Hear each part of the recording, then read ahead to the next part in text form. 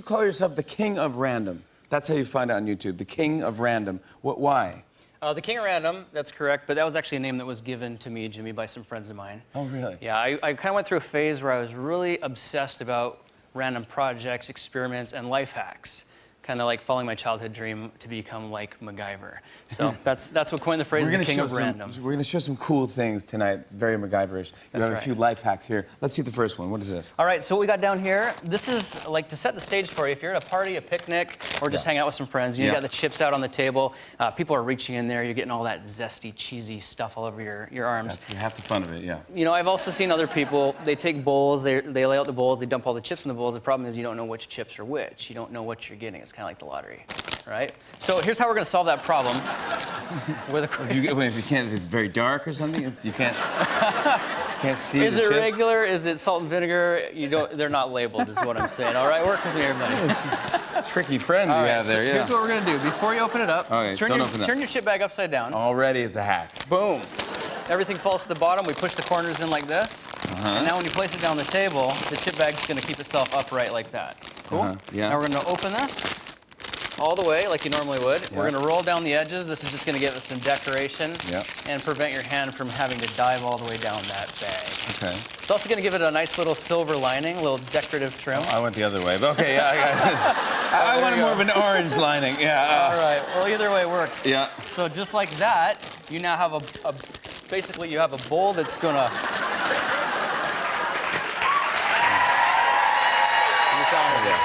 Now that's a party right there. This is gonna put the chip bowl industry out of business. Now I got to admit, it's pretty genius. But speaking of genius, I have a hack as well, right? Because you're eating these chips, right?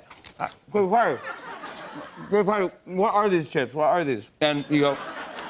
You get that cheese sauce. You got the cheese all over yourself. So what you do is.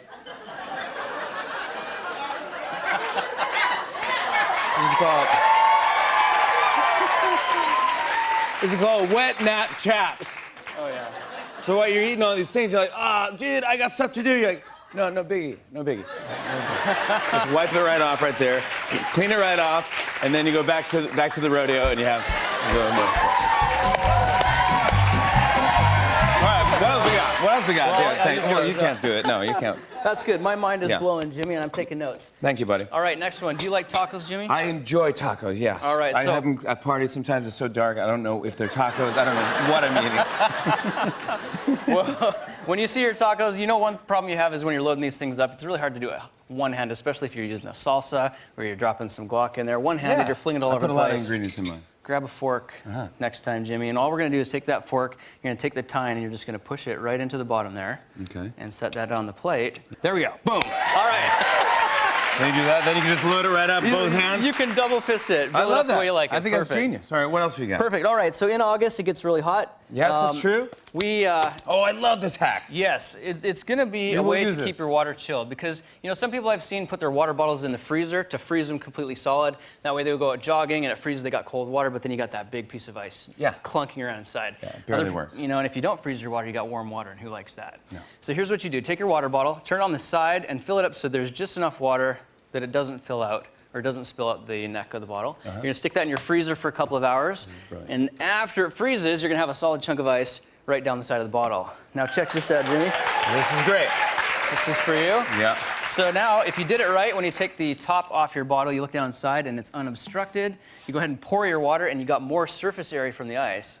So you've got instantly chilled water ready to go. Just give it a little swirl, 2 seconds, and it is ice cold. I mean, how cool. That is a lot.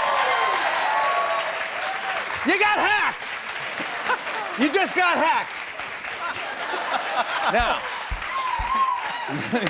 I got another good one here because it's August. Everyone's out. Everyone's taking selfies. They're bringing their selfie sticks. How can you make your selfies more exciting, Jimmy? How do you do it? I'll tell you. I invented a thing called the Mick Nick selfie stick. Now, what you do is you grab a selfie stick, right? You glue your favorite pictures of Mick Jagger and Nick Jonas to it. And then you get in there, and you're like,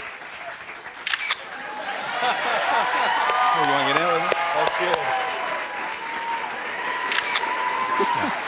Then you always have fun hanging out with Mick Jagger and Nick Jonas. And the then Mick Nick selfie you stick. make yourself look famous. Yeah, exactly. It's fantastic. I'm taking it to Shark Tank. All right, now we have time for one more, and please do not try this at home, but this is the coolest hack ever. One of my favorites. This is why you are the king of random. Here we go. We're going to show you how to make a survival fire using nothing but a gum wrapper and a battery. A gum wrapper to make a flame. If, say, you're like surviving, you're out in the woods, and you got to make a fire to survive, you need those gum wrapper, one of the metal gum wrappers. That's right. Now, this is one of those things you shouldn't try at home. Yep. It's inspired by prisoners, actually, who couldn't get access to matches and needed to light up their cigarettes.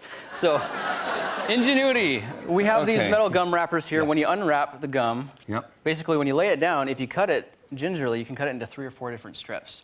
And if you cut the sides, you can make these little hourglass shapes here. Basically, make yourself an improvised lighter. Now, take your AA battery, which most appliances will have, maybe your nose trimmer, whatever the case may be. What's wrong with you, man? You stick the metal end. Nose trimmer. All right, we're going to stick the metal end of the battery on one side. We're going to stick the metal end on the other side. And if you hold it... Look at this. Oh. No, this is real, guys. He just did that. Hey, light this. Can you light that on fire? Right. This is so cool. How did you even know to do this? I love this. You're out in the woods. Your plane just crashed. You gather up a little bit of straw. Hey, let's be more positive. You're camping. How about you're camping? So we're going to get some straw together and get a flame. Oh.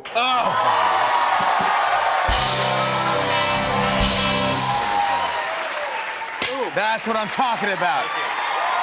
That is what I'm talking about. Grant Thompson, everybody. On and on and on. I said, and it's on and on and on.